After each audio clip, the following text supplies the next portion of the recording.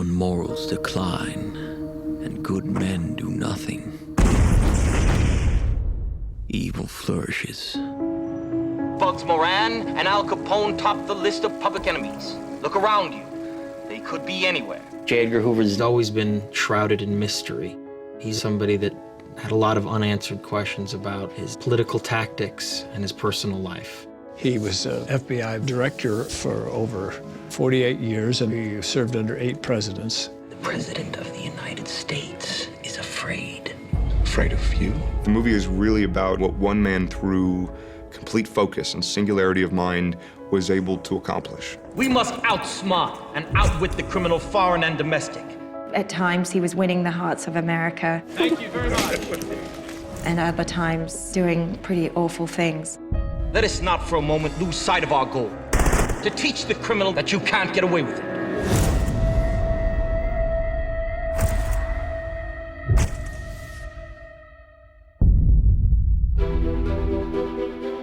I'm always fascinated with real-life stories just on a personal level, because life is almost always so much more bizarre than anything you could write on the page. I always start with this idea that no one sees themselves as the villain, and I wanted to know where it came from.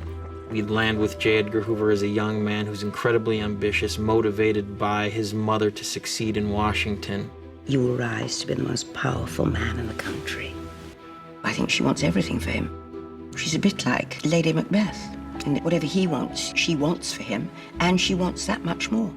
I want you to be acting director of the Bureau of Investigation. She wanted her young son to carry on the Hoover name to great prominence and great power in Washington. Did you leap like a dog? I told him this is perhaps the greatest threat our nation has ever faced, and I cannot take the job unless I feel certain I can be effective. Well done. But you'll take it. And that's what J. Edgar Hoover did. It is my belief that when a man becomes a part of this bureau, he must so conduct himself as to eliminate even the slightest possibility of criticism as to his conduct. He was 22 years old when he started the Bureau of Investigation, which is really rather young. I've got to get you all new clothes. You can't look like that anymore. I have 40 names of suspected radicals already in only 4 hours. I should have 10,000 by the end of the month. You learn about an organization which is a household name, and a man that frontiered that organization.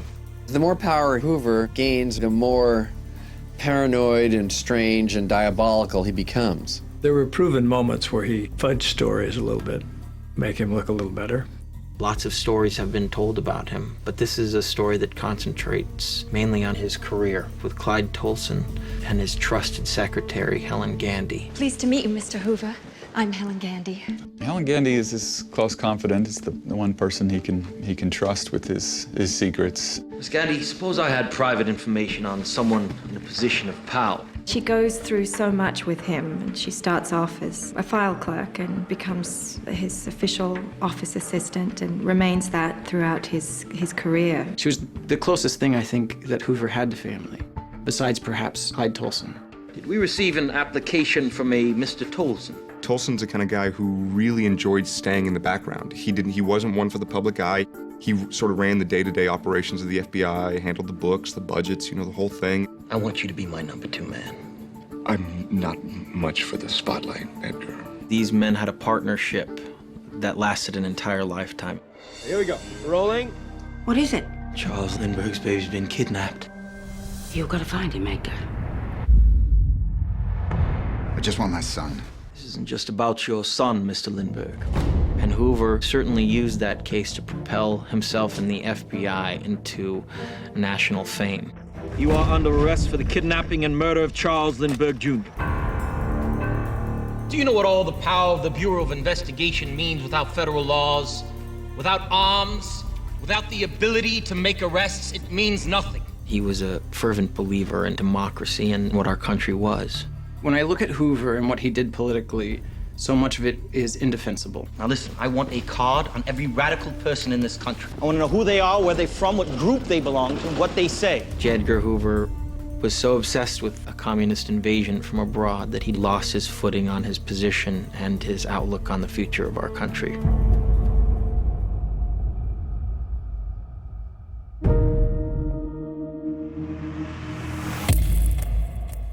Now imagine if every citizen in this country were uniquely identifiable by the pattern on their fingers.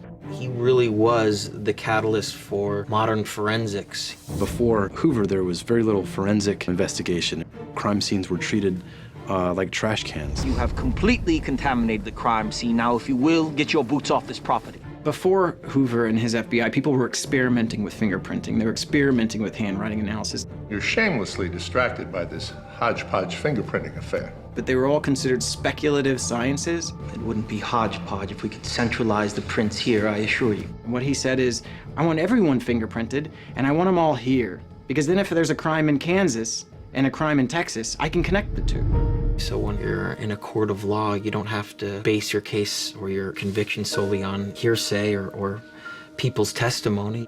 He never confessed. The evidence was clear. So he really changed our country in a lot of ways. In his time period, he was a highly feared man and a highly respected man. He went after these incredibly iconic outlaws, putting them all behind bars. Mr. Coppis, you are under arrest. Oh, Mr. Hoover himself. I'm gonna be famous. I think he liked seeing himself in print.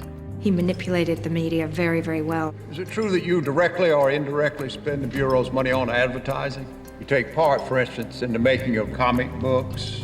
Your picture seems to be shown in conjunction with them quite frequently. You expect crimes to go unsolved? Why is he fighting me? I want you to start a file on Senator McKellar immediately. I want to know what's in his trash, and I want you to photograph him at every dinner. His life story is so much about secrets that he has to keep and secrets that he must obtain. They knew the secrets of the most powerful people in the country. He was a very shrewd person when it came to using that information to get what he needed, what he wanted out of people. You remember that file we created on his wife?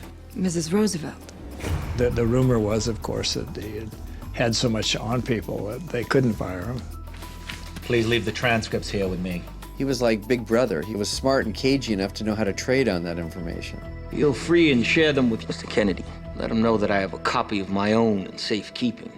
I think it takes someone who has secrets of their own, secrets that they know could bring them down, to understand the power of secrets.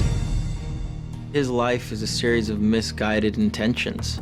To what degree he did certain things as far as surveillance and manipulation and/or blackmail will always be argued. You do not believe in God. Clearly, you do not believe in any personal moral principles. Sir, may I ask who this letter will be addressed to? Question is not to whom, Miss Gandhi, not to whom, but from whom, and it is not from this office. Is that understood? But we do know that he held that absolute power within the confines of his organization for way too long. Seal off his office, change his locks, do whatever you have to do.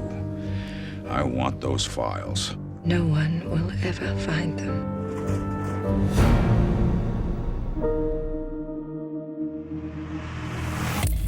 It was definitely a challenging production. We had to compress what amounted to over 50 years into this 2.5 hour film. And set. Action. FBI, put your hands up! Was there a problem? Get out of the car! Lance had done a brilliant job of weaving these different time periods together. From a logistics standpoint, it still meant clothes and cars and buildings. If there was anybody to do it, Clint is the guy. He's such an efficient filmmaker. Roll sound. Okay. There's a lot of locations, spent a lot of time all over Los Angeles. There's a lot of good locations in LA, probably better than almost any city as far as versatility. There was only one element that seemed like we had to go back to Washington, D.C. for, and that was the Library of Congress. Hoover was brought in pretty early in the Library of Congress and helped organize this whole card catalog system. The catalog's all there. They moved it into another area now because it's obsolete by today's standards. It's almost unbelievable. We actually opened a drawer and saw actually J. Edgar's handwritten file on him. That's such an impressive place anyway. You want to photograph it the moment you walk in the room. Okay. Action. Because he's Clint Eastwood, he can open up doors and get us into the Library of Congress, which is fantastic. This is a camera only marker. Action. This is an incredibly important American figure to take on.